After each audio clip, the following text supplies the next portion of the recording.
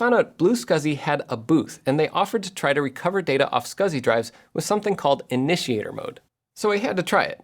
Basically, if you have a SCSI hard drive like mine, you can plug it straight into a BlueSCSI and it'll spin up the hard drive and immediately try reading all the data off of it onto an SD card.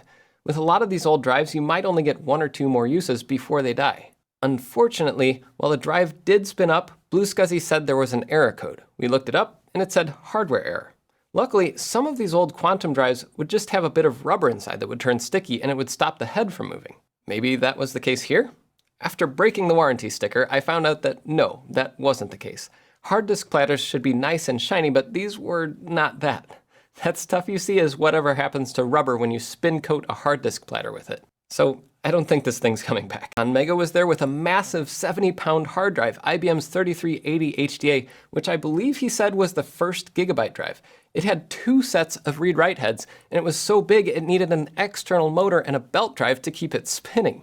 I think between ESP32s, Picos, and Arduinos, more e-waste was saved from landfills than any other technology in the past 50 years. Finally, I got to talk to Avery about the Zenith PhoneVision, a literal one-of-a-kind prototype for paid broadcast TV back before the internet was even a dream.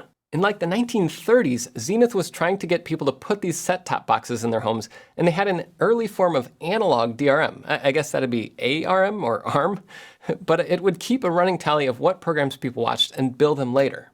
How insane is that? What's more insane is that this thing is being reverse engineered piece by piece almost 100 years later, and it's working. It was definitely technology ahead of its time. Not in a good way, of course.